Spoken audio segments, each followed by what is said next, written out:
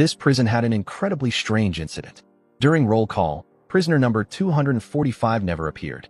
The angry guard walked over to check. He yelled, "You better be sick or dead." But 2 seconds later, he was utterly stunned. A murderer had suddenly disappeared from a heavily guarded cell. Warden Norton heard the news and came to inspect. In his anger, he casually picked up a rock and threw it, but unexpectedly punctured a hole in the poster on the wall. After the poster was peeled down, everyone understood clearly. It turned out that prisoner had escaped. The prison immediately dispatched numerous police to investigate, but in the end, they only found an old, tattered prison uniform and a rock hammer about to fall apart in a nearby ditch. And this is the world-famous Shawshank escape event. It all started 20 years ago. In 1947, Shawshank Prison welcomed a new batch of prisoners. The old prisoners were extremely excited because they were about to get new toys again. As usual, they would bet on which prisoner would wet himself first. Most people chose the fat guy, but Red chose his own path, insisting on picking the tall, skinny Andy from the crowd. "I bet 10 cigarettes.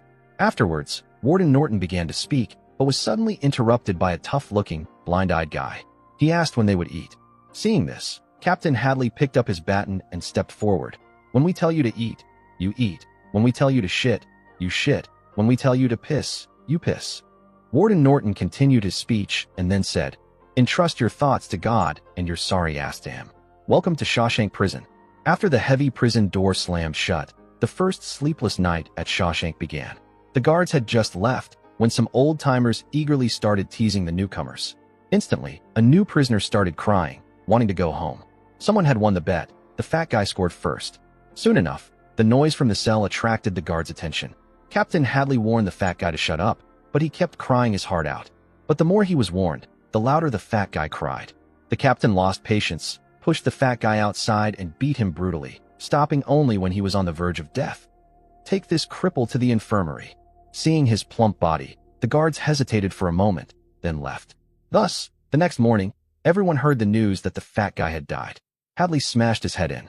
The poor bastard just lay there until morning. While everyone was silent, Andy suddenly asked, "What was his name?"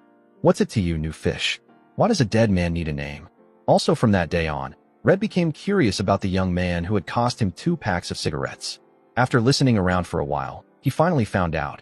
It turned out Andy used to be a banker, but he was accidentally implicated in a murder case. That night, Andy got drunk wanting to kill his wife and her lover, but before he could act, both were found tragically murdered in the house. But after going to court, all the evidence pointed directly at the innocent Andy, leaving him no way to deny it. In the end, even the judge was deceived. "I sentence you to 2 life sentences in retribution for the 2 dead